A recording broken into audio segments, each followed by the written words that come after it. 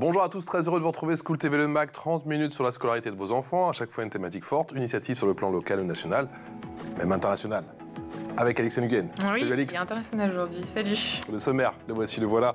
Dans ce mag, on va parler d'albinisme, on va surtout parler de préjugés et aussi d'harcèlement, mais vous verrez aussi que cela n'empêche pas d'incroyables destinées, témoignages à l'appui, paroles ô combien inspirantes dans un instant dans cette émission. L'albinisme, qu'est-ce que c'est? Quel effet sur la peau ou encore la vue? Quel quotidien? Quelle scolarité? Avec ce qui est aussi considéré comme un handicap invisible. Réponse avec nos deux invités dans un instant. Et puis, comme dans chaque mag, il y aura une loupe. Alix? Oui, je vous parle d'un défilé de mode tout spécial organisé contre la stigmatisation des personnes albinos ou atteintes de vitiligo. Et ça se passe au Sénégal. C'est vrai qu'il sera aussi beaucoup de questions de mode pendant cette émission. Oui. On va parler plein de choses, mais nous n'avons que 28 minutes. Allons-y.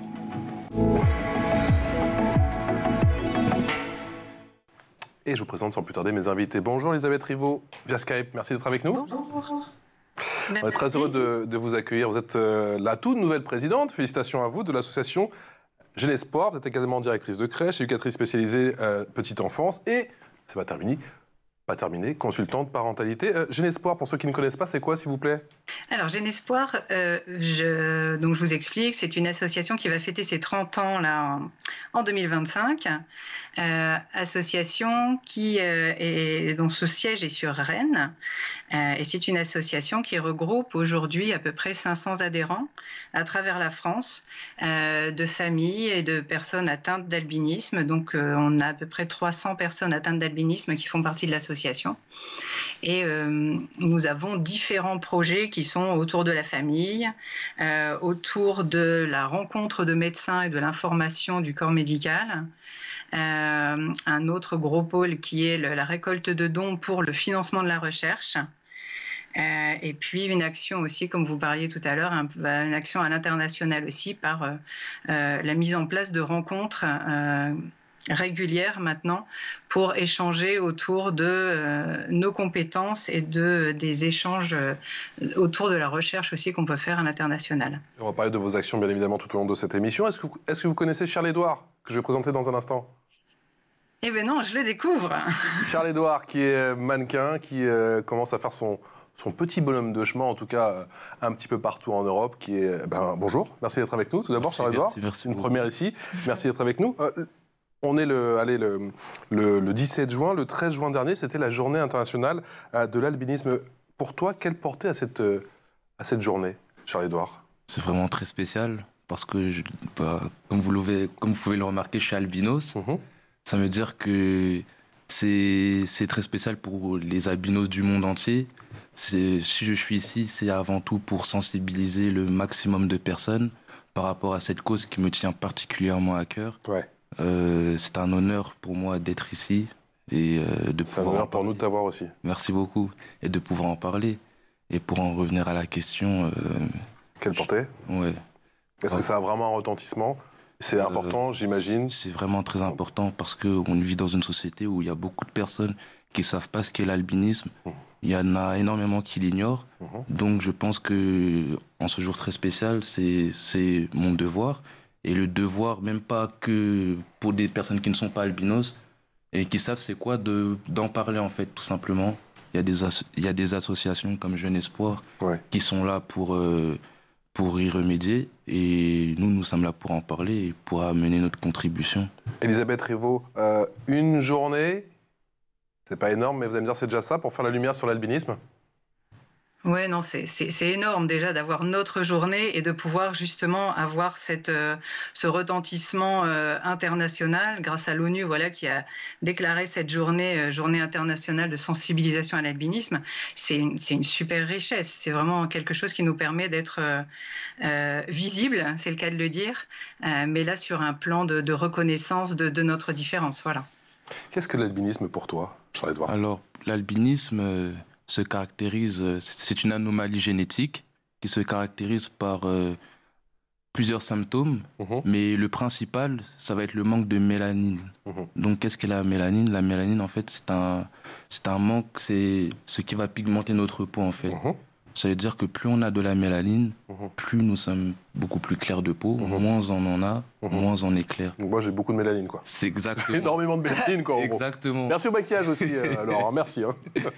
Et du coup, les albinos, on n'en pas, ou voire quasiment pas. D'accord. Ce qui va provoquer chez nous une peau vraiment beaucoup plus claire que la moyenne.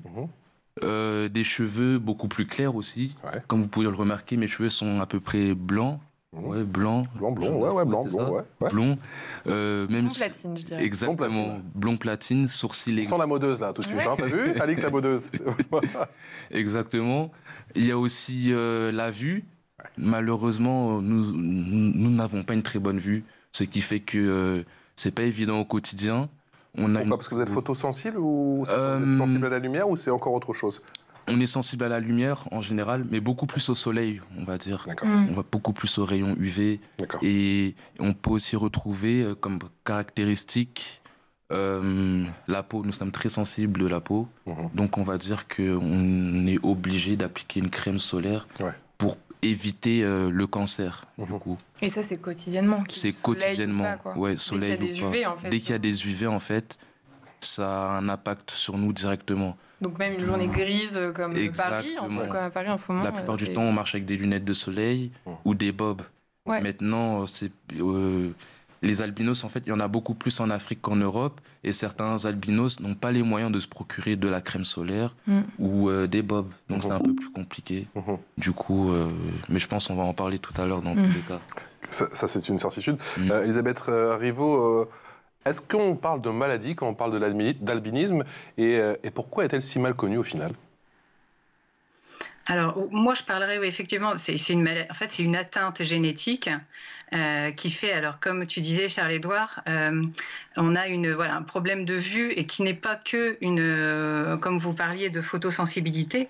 En fait, c'est également, on a un problème d'acuité visuelle avec une très forte correction qui fait que un enfant qui va naître avec les yeux très clairs, on va peut-être simplement se dire, voilà, il est très fragile par rapport au soleil, mais il y aura aussi à prendre en compte et à diagnostiquer après une correction visuelle qui peut être très variable d'une personne albinos à une autre, avec des personnes qui vont réussir au quotidien à se déplacer, à ne pas avoir de problème donc dans les déplacements dans la rue et donc toutes ces choses-là.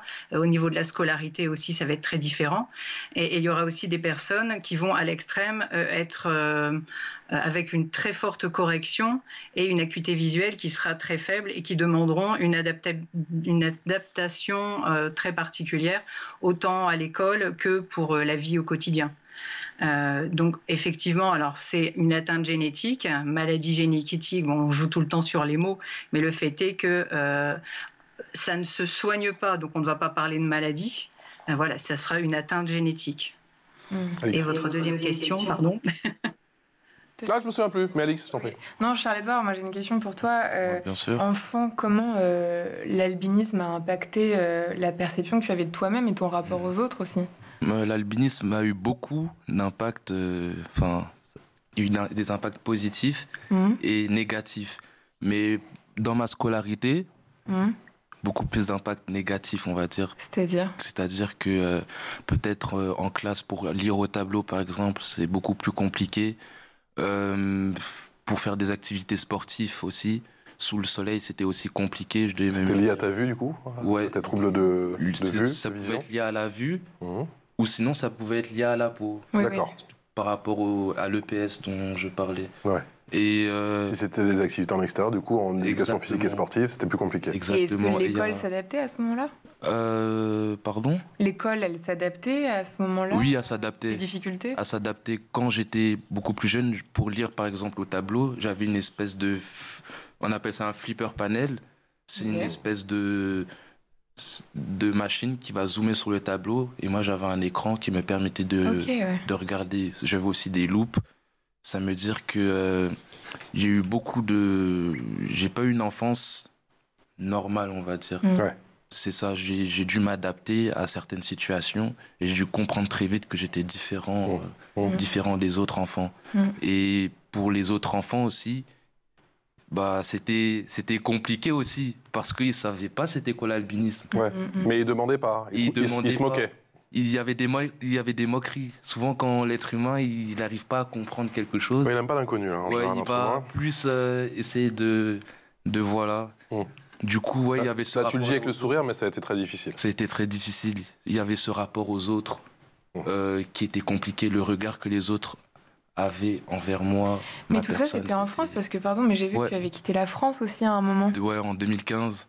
Dû à des problèmes familiales, c'était plus possible qu'on reste en France. Du coup, on est retourné au Cameroun. Mais au Cameroun, c'était compliqué. C'était aussi compliqué. C'est-à-dire que même là-bas, l'albinisme, c'est connu, mais c'était les mêmes préjugés, les mêmes moqueries, mais pas les mêmes dispositions. Parce qu'ici en France, on a beaucoup plus de moyens. C'est-à-dire que là-bas, je devais faire avec les moyens du bord. À chaque fois, j'ai dû m'adapter, en fait. J'ai dû m'adapter à certaines situations. Elisabeth Rivaux, du coup, j'ai retrouvé ma question. C'est vrai que ça fait le lien avec ce que dit Charles-Édouard. Pourquoi cette anomalie, au final, est si mal connue? D'où les railleries, d'où les moqueries, d'où le harcèlement, que ce soit en Afrique ou en Europe. Je voudrais revenir aussi sur ce que disait Charles-Édouard sur le parcours scolaire. Donc moi, j'ai 50 ans, donc je suis albinos, comme vous avez dû le voir aussi, oculocutané. Le parcours scolaire que moi j'ai pu faire aussi était beaucoup moins accompagné et aidé qu'aujourd'hui, en fait. C'est-à-dire que toutes les familles qu'on accueille aujourd'hui sur Jeune Espoir, on essaye de leur proposer de monter un dossier pour avoir l'accompagnement nécessaire à l'école, d'avoir, donc comme tu disais Charles-Édouard, d'avoir le matériel pour permettre de lire ce qui est écrit au tableau, d'avoir, alors on est entre les écrans, là pour le coup les écrans sont très utiles parce que ça permet justement de pouvoir lire un texte, d'agrandir un texte, donc tout cet accompagnement-là à l'école, on peut le mettre en place et donc à travers l'association, toutes les familles qui arrivent avec ce questionnement de, alors ce qu'on appelle le dossier MDPH, c'est-à-dire le dossier d'accompagnement pour faire un suivi et pour avoir une reconnaissance de handicap. Tout ce dossier peut permettre justement d'avoir un très bon accompagnement au niveau scolaire. Et puis tu parlais aussi donc du regard autant à l'école que dans la rue. C'est vrai que déjà tout petit, le simple fait d'avoir une différence quelle qu'elle soit fait qu'on va attirer le regard des autres. Donc là, par une peau très blanche, des cheveux très blancs, le regard des autres va être forcément porté sur nous.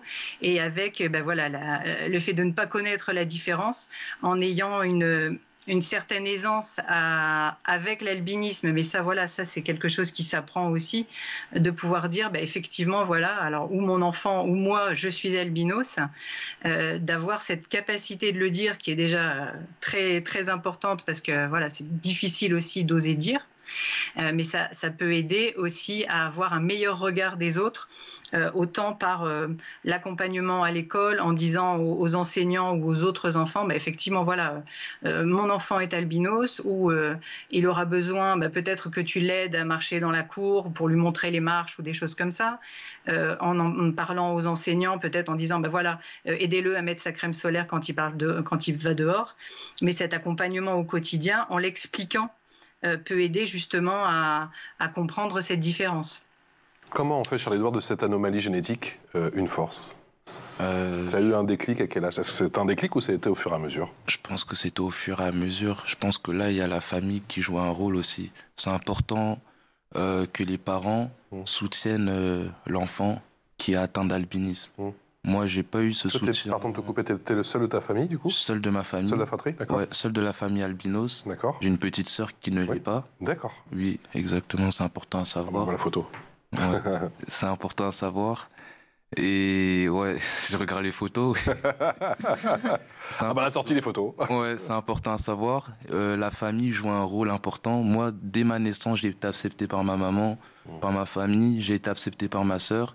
Et ça m'a aidé. Ça parce que c'est pas le cas de toutes les familles? C'est pas le cas de toutes les familles. Il y a beaucoup de préjugés sur l'albinisme, beaucoup de préjugés qui peuvent causer chez des personnes albinos une certaine dépression, on va dire. Et c'est quoi ces fausses croyances? En Afrique, en fait, il y a des croyances dans certains villages comme quoi sacrifier un albinos, par exemple, pouvait amener richesse et tout ce qui s'ensuit. Alors en gros, ça portait bonheur, quoi. Exactement, alors que c'est totalement faux.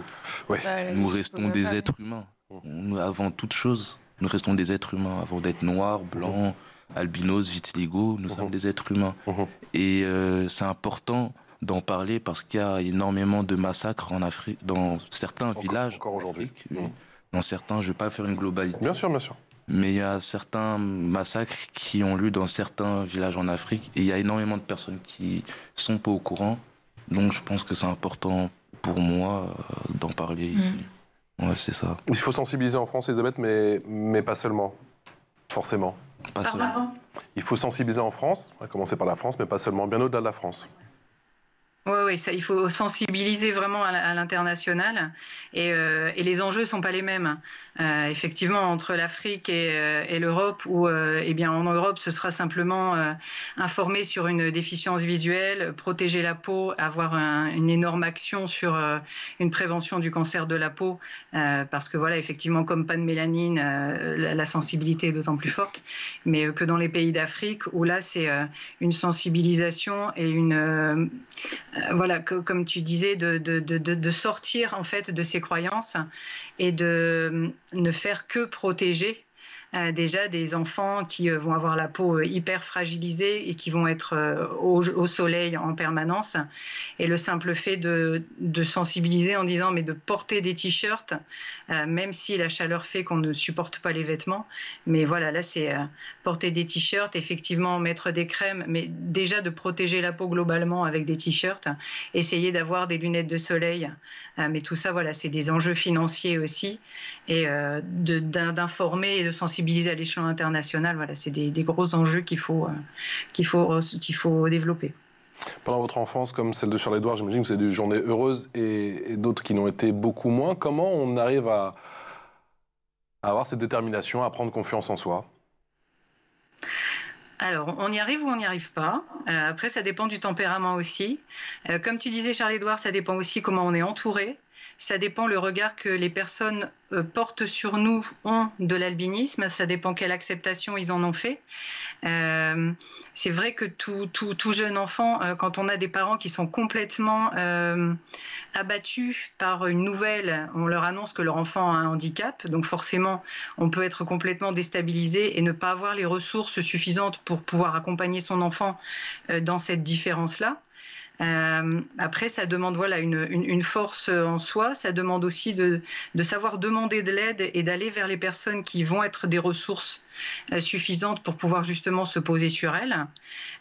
Moi, toute petite, voilà, c'était mes parents m'ont laissé explorer plein de choses en attendant de voir si j'allais être capable ou pas, mais avec un regard très positif toujours, en disant essaye de faire, si tu ne peux pas faire cette chose, alors on parlait de sport, donner des limites avant de savoir si un enfant est capable, c'est un petit peu, on ne sait pas vraiment de quoi il va être capable, que ce soit un enfant avec un handicap ou sans handicap.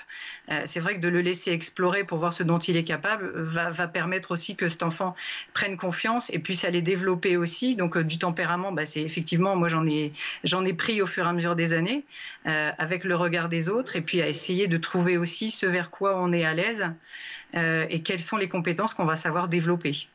Elisabeth, il existe aujourd'hui une prise en charge adaptée pour les enfants albinos ? Alors, il existe, comme pour tout enfant avec un handicap qui est reconnu et qui est accompagné, effectivement, il y a une prise en charge. Donc, je vous parlais tout à l'heure de créer un dossier MDPH, donc c'est un dossier d'accompagnement au handicap, un dossier qui permet de reconnaître en fait les différents handicaps, c'est-à-dire que pour un albinos, il va falloir faire un dossier au niveau de la vision, donc rencontrer un ophtalmo, un dossier autour de la peau, donc rencontrer un dermatologue. Alors c'est une démarche qui va être très contraignante parce qu'effectivement il y a de la documentation et il y a beaucoup de courriers et de choses pour remplir ce dossier, mais qui va permettre de justement avoir un accompagnement qui soit le plus à même de répondre aux besoins de l'enfant. Et puis après, on part sur une adaptation aussi dans le monde du travail. Est-ce qu'il est opportun de faire un dossier de travailleur handicapé, ou est-ce que la personne atteinte d'albinisme se sent capable de chercher du travail en n'ayant pas forcément un soutien par rapport à ce handicap. Après, c'est vraiment libre à chacun de voir ce dont il est capable. Il est intéressant de commencer des dossiers très tôt pour que les enfants puissent à tout moment avoir l'accompagnement dont ils ont besoin. Et puis après, à l'âge adulte, on adapte aussi un petit peu en fonction des capacités de chacun. Les actions de votre association dans un instant, tout comme la vie sur les podiums de mode avec Charles-Édouard. C'est juste après la loupe d'Alix. Et on parle justement tout de suite de mode avec toi, ma chère Alix. Tu reviens pour nous sur un défilé de mode contre la stigmatisation des personnes albinos ou atteintes de vitiligo. Oui, et je vous le disais, ça se passe au Sénégal. D'ailleurs, selon l'Association nationale des albinos du Sénégal, le pays compte plus de 10 000 personnes atteintes d'albinisme. Et pour soutenir cette cause, la marque Rumzy a créé une collection spéciale, une initiative qui s'inscrit plus largement dans le cadre d'une campagne artistique appelée Skin Print, un mouvement qui englobe la mode, l'écriture, la peinture, la photographie et la vidéo. Le but est de sensibiliser le public aux stigmatisations subies par les personnes avec des différences physiques. On écoute Roméo Moukani, le directeur artistique de la marque Rumzy, aussi fondateur du mouvement. Skin Print est une campagne de sensibilisation qui est née du besoin de pouvoir sensibiliser les gens sur la diversité, sur l'inclusion et l'acceptation de l'autre.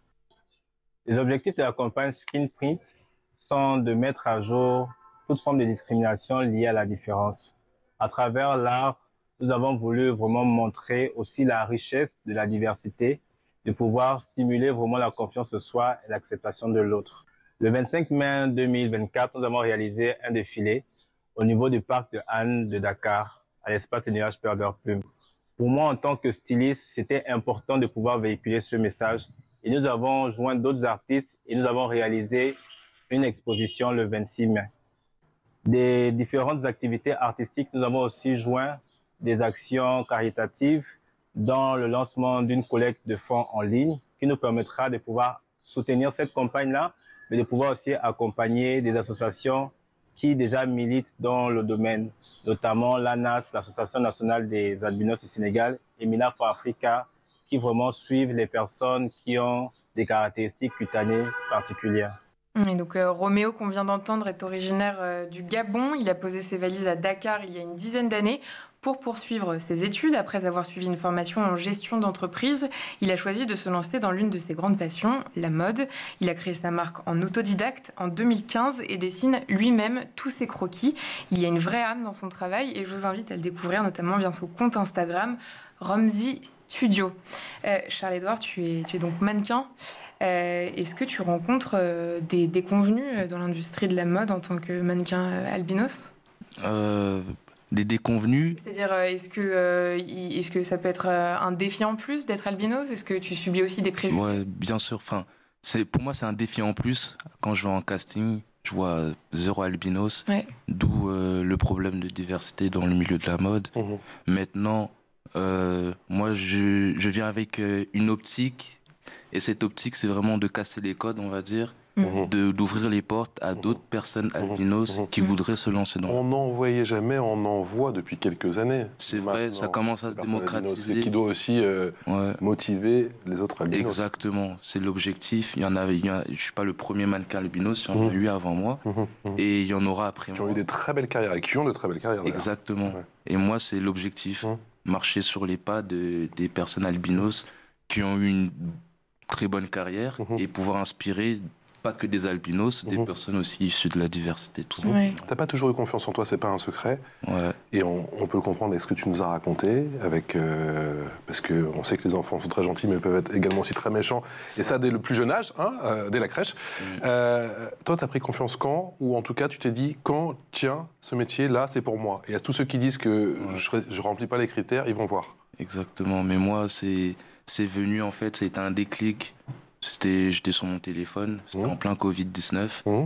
Et il y avait un show, je crois, c'était Jack Mus. D'accord. Ouais, et là, j'ai eu le déclic, j'ai dit, je vais faire ça. Après, c'était devenu une obsession. D'accord. Je veux dire, j'ai commencé à m'informer, regarder beaucoup de vidéos YouTube. D'accord. Beaucoup de Pourquoi? Pour vidéos. savoir défiler? Pour savoir poser? Non, pour savoir comment l'industrie fonctionnait, tout D'accord. simplement. Comment Parce il que fallait c'est son candidater. univers qui t'a plu et Exactement. tu voulais en faire partie, quoi. Exactement, c'est tout cet univers qui me plaît.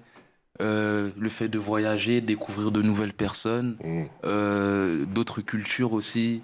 Le milieu de la mode, c'est vraiment un monde formidable. Mais après, c'est vrai que dans chaque métier, il y a une part d'ombre. Mais dur. Ouais, il y a toujours... C'est compétitif, quoi. c'est sûr. Exactement, c'est Ouais. compétitif. Mais il faut faire avec, parce que rien n'est facile. Et alors, la première fois que tu as défilé ou la première fois que tu as fait des photos, qu'est-ce que tu as ressenti? C'était pour qui? C'était pour Make Up Forever. C'était une D'accord. campagne. C'est-à-dire, premier job, c'était une campagne pour Make Up Forever. Ouais. Ouais, la marque de cosmétiques. Ouais. Sephora, c'était pour eux. Mhm. Beaucoup de fierté. Beaucoup de fierté. Et je me suis dit que, ok, j'ai les 2 pieds dedans. Maintenant, il faut continuer. Ils sont fiers dans ta famille? Très fier, surtout ma maman, qui s'est beaucoup battue pour moi. Lui, elle nous a éduqués toute seule. Donc, c'était une manière de lui rendre. C'est devenu ta manageuse ou pas? Ta manageuse ou pas? Pas ma manageuse, mais... Mon manager. Pas ma manageuse, mais elle me donne beaucoup de conseils. J'imagine. Et elle me supporte. D'accord. Aujourd'hui, tu défiles dans combien de pays? Donc, tu es en France? Je suis Ça en peut être en France. Italie, en Allemagne? France, Italie, Allemagne, Angleterre, ici à Paris et Espagne. Les Fashion Week, monsieur, tu en voilà. C'est beau. Fashion Week. Elisabeth, qu'est-ce que vous dites justement aux parents que vous avez au quotidien et qui sont, on imagine, parfois aussi inquiets pour leurs enfants avec, j'imagine que des exemples comme celui de Charles-Édouard, ça peut inspirer. Mais oui, ça fait beaucoup de bien de voir que justement quelque chose qui était, qui a fait qu'on l'a regardé avec on va dire un mauvais regard, un regard critique, un regard jugeant, fait qu'aujourd'hui, en fait, il en a fait sa force et justement maintenant on le regarde parce que de toute façon, un albinos on le regarde. Donc autant en prendre son parti et se dire je vais être...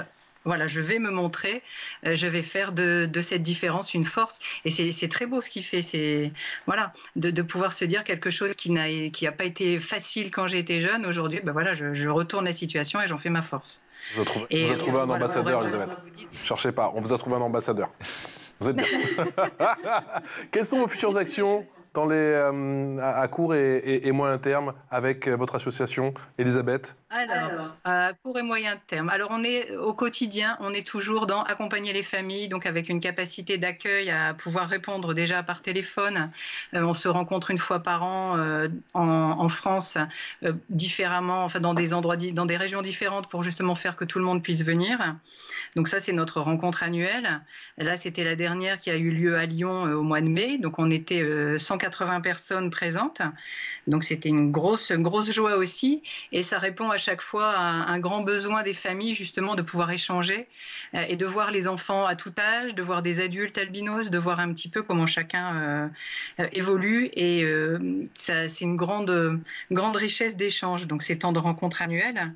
Après, on a aussi des antennes. On a une quinzaine d'antennes en France qui permettent localement à chacun qui se questionne, à des jeunes parents qui viennent d'apprendre l'albinisme de leur enfant, de se rapprocher et de pouvoir rencontrer physiquement, ce qui est super important. Voilà. Après, dans les différentes missions que nous avons aussi, donc il y a aussi informer le monde médical lors de congrès ou de rencontres professionnelles, en étant présent, en tenant des stands et des fois en expliquant un petit peu voilà, ce que c'est que l'albinisme, en éclairant et en pouvant prendre après des médecins comme partenaires et des médecins et des chercheurs aussi qu'on arrive à retrouver après lors d'une autre mission que nous avons qui est de financer de la recherche. Nous sommes une petite association, on va dire, à notre niveau, mais nous sommes des financeurs au niveau des recherches et des dons que nous avons à collecter. Donc nous finançons de la recherche. Nous avons 8 équipes en France qui travaillent pas uniquement forcément avec ce que nous donnons, mais qui sont soutenus par l'association Génespoir, autant sur l'ophtalmo, la dermato, la génétique. Elisabeth, qui dit recherche, dit argent, comment on vous donne? Voilà, alors qui dit argent? Alors argent, c'est nous qui finançons par des collectes de dons. Ça peut être par des membres de l'association qui organisent des événements sportifs, qui organisent des concerts, qui organisent ou qui nous joignons à la course des héros, qui est aussi un événement une fois par an, et c'est une course qui se situe, enfin qui se localise, on va dire, sur Paris, sur Lyon et sur Bordeaux, et qui permet de récolter des fonds par des personnes qui représentent l'association et qui collectent des dons qui sont après reversés à l'association. Et puis après, nous faisons, avec ces récoltes de dons que nous avons, nous faisons des appels à projets en sollicitant des laboratoires qui aujourd'hui, en fait, nous ayant reconnus comme association qui finance et qui a une crédibilité au niveau de l'albinisme, des groupes de recherche donc, que nous finançons depuis plusieurs années, donc notamment le CHU de Bordeaux, qui est aujourd'hui un centre de recherche sur l'albinisme et que nous finançons en fait en recherche, et qui est aussi un centre où maintenant les familles peuvent aller avec leurs enfants, passer une journée et retrouver tous les thérapeutes, les médecins en fait autour de l'albinisme, et pouvoir faire un diagnostic génétique aussi autour de l'albinisme, et pouvoir faire toutes les consultations pour avoir un petit peu plus de précision sur l'albinisme de leur enfant. Elisabeth.